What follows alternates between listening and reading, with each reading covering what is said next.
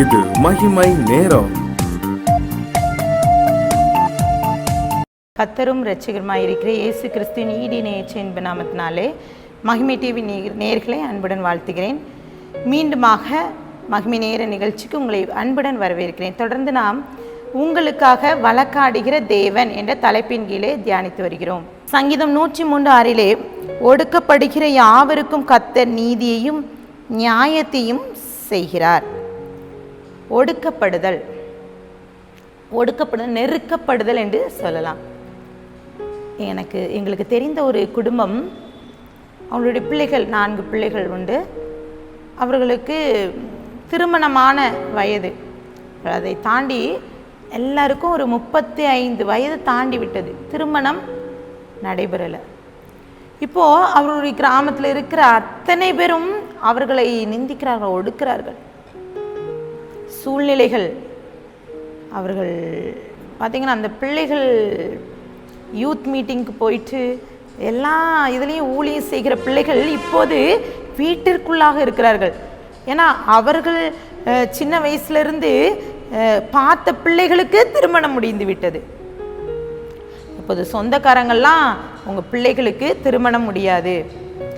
இப்படிப்பட்ட சூழ்நிலை பாருங்கள். அந்த குடும்பத்தில் 4 பிள்ளைகள் ரொம்ப அழகாக இருப்பாங்க, நல்ல படித்த பிள்ளைகள், எந்த குறையும் கிடையாது. ஆனால் திருமண தடை. இப்போது இவர்களுக்கு என்ன பிரச்சனை பாருங்க. ஒவ்வொரு வீட்டிலிருந்து வந்து பார்ப்பார்கள், ஆனால் தடையாகிவிடும். இப்படி சொல்லும்போது அவர்களுக்கு விரோதமாக ஒரு குடும்பத்தினர் தவறான காரியத்தை பரப்பி கொண்டு வந்தனர்.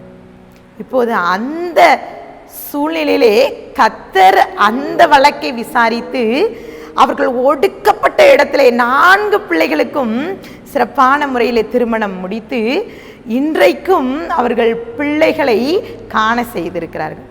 பாருங்க, சில நேரங்களில் நாமும் கூட நம்ம சூழ்நிலைகள் ஒடுக்கப்பட்ட நிலையில இருக்கலாம். இந்த பிரச்சனைக்கு தீர்வே கிடையாது, இந்த சூழ்நிலையில என் பிள்ளைகளுக்கு திருமண தடை என்று நினைத்து கொண்டிருக்கலாம். குழந்தை இல்லை, ஏதோ ஒரு சூழ்நிலை, இப்படிப்பட்ட காரியங்களை நினைத்து எனக்கு நீதி கிடைக்காதா, நியாயம் கிடைக்காதா என்று சொல்லி இந்த வார்த்தை கேட்டுக்கொண்டிருக்கலாம். வேதத்திலும் ஒரு அருமையான ஒரு பகுதி, இஸ்ரவேல் ஜனங்களின் கூக்குரலை கர்த்தர் கேட்கிறார். இன்றைக்கும் உங்களுடைய கூக்குரலின் சத்தத்தை கர்த்தர் கேட்க வல்லவராய் இருக்கிறார். வசனம் சொல்கிறது இங்கே ஆதியாகமம் 15, 13, 14 கர்த்தர் ஆபிரகாமை நோக்கி, உன் சந்ததியார் தங்களுடைய அல்லாத அந்நிய தேசத்திலே பரதேசியாயிருந்து அத்தேசத்தாரை சேவிப்பார்கள் என்றும் அவர்களால் 400 வருஷம் உபத்திரப்படுவார்கள் என்றும் நிச்சயமாய் அறிய கடவாய். அவர்கள் சேவிக்கும் ஜாதிகளை நான் நியாயம் தீர்ப்பேன், பின்பு மிகுந்த பொருட்களோடு புறப்பட்டு வருவார்கள். இப்போது இஸ்ரவேல் ஜனங்கள் எகிப்து தேசத்தில் இருக்கிறார்கள். நமக்கு நன்றாக தெரிந்த இந்த சம்பவம் தான். யோசேப்பு அவன் நிமித்தம் இஸ்ரவேல் ஜனங்கள் அங்கே அவர்கள் காப்பாற்றப்பட, கொடிய பஞ்சத்திலிருந்து இங்கே அவர்களுக்கு ஒரு மீட்பு கிடைக்கிறது. இப்போ எகிப்து தேசத்தில் அவர்கள் இருக்கிறார்கள். அங்கே எகிப்தின் ராஜா, அங்கே பார்வோன் கண்களில் தயை கிடைக்கிறது. அவர்களுக்கு நிலங்களை எல்லாம் வாங்கி கொடுக்கிறார் யோசேப்பு. நிலங்களை வாங்கி கொண்டு அவர்களுக்கு விதைகளை கொடுக்கிறார். விதைகளை கொடுத்து அவர்கள் 5இல் 1 பங்கு பார்வோனுக்கு கொடுத்து விடவேன், 4 பங்கிலே அவர்கள் மற்ற நம்மளுடைய தேவைக்காக, உணவுக்காக, அடுத்து பயிர் செய்வதற்காக எடுத்துக்கொள்ள வேண்டும் சொல்கிறேன். இப்போது அந்த இஸ்ரவேல் ஜனங்கள் யோசேப்பிடம் பேசுகிறார்கள். ஆதியாக 47:25 அப்பொழுது அவர்கள், நீர் எங்கள் பிராணனை காப்பாற்றினீர், எங்களுக்கு ஆண்டவனுடைய கண்களிலே எங்களுக்கு தயவு கிடைக்க வேண்டும், நாங்கள் பார்வோனுக்கு அடிமைகளாய் இருக்கிறோமே என்றார்கள். இப்போ எங்களுடைய பிராணனை நீ யோசிப்புட்ட கேட்காங்க, பிராணனை நீங்கள் காப்பாற்றிட்டீங்க, ஆனால் இப்போ நாங்கள் அடிமையாக இருக்கிறோமே, இதுலேருந்து நாங்கள் எப்படி விடுதலை பெற முடியும்? இப்போ அடிமையான ஜனங்கள், அங்கேயே கர்த்தர் வாக்கு கொடுத்துறார், ஆபிரகாமுக்கு வாக்கு கொடுத்துட்டாரு, உன்னுடைய ஜனங்கள் 400 வருஷம் அடிமையாக இருப்பாங்க, பின்பதாக நான் நியாயம் விசாரித்து அவர்களை மீட்டு கொண்டு வருவேன். இப்போ இஸ்ரவேல் ஜனங்கள் அடிமை, அவங்க மகா கொடியதாக இருக்குது அவங்களுடைய அடிமைத்தனத்தின் வாழ்க்கை.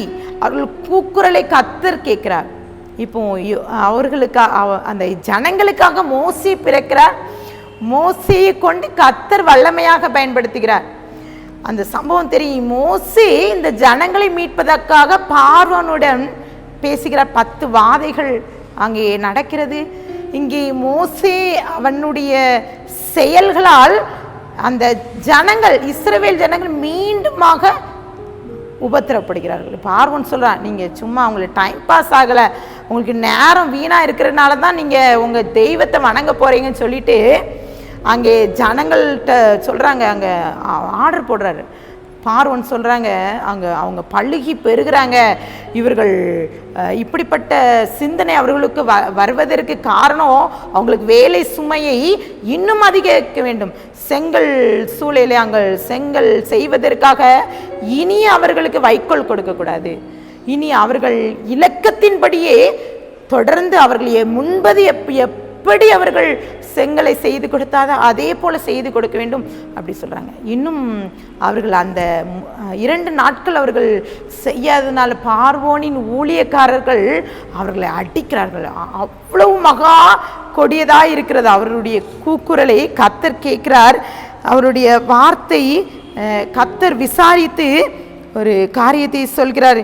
யாத்திராகமம் 2:23 இஸ்ரவேல் புத்திரர் அடிமைத்தனத்தினால் தவித்து முறையிட்டு கொண்டிருக்கிறார்கள். அவர்கள் அடிமைத்தனத்திலிருந்து முறையிடும் சத்தம் தேவ சந்நிதியில் எட்டினது என்று சொல்லி அங்கே போடப்பட்டிருக்கு. தேவ சந்நிதியில் அவருடைய சத்தம் எட்டப்படுகிறது. யாத்திராகமம் 6:5 எகிப்தியர் அடிமை கொள்ளுகிற இஸ்ரவேல் புத்திரர் பெருமூச்சை நான் கேட்டு என் உடன்படிக்கையை நினைத்தேன்.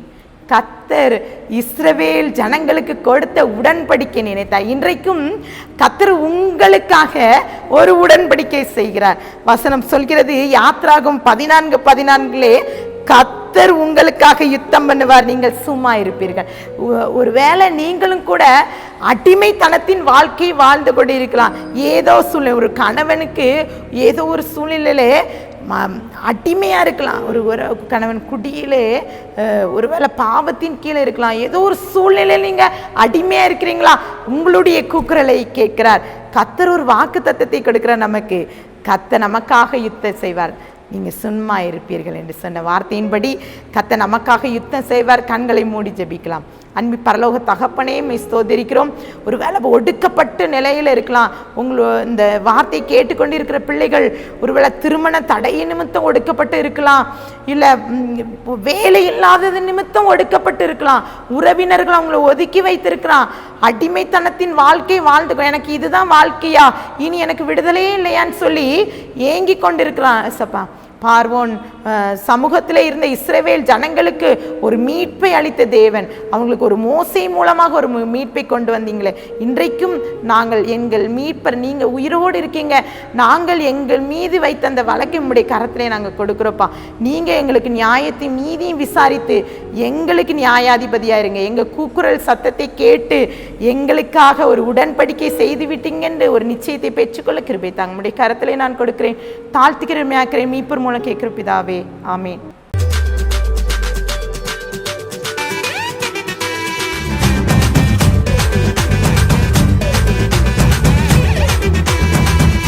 மகிமை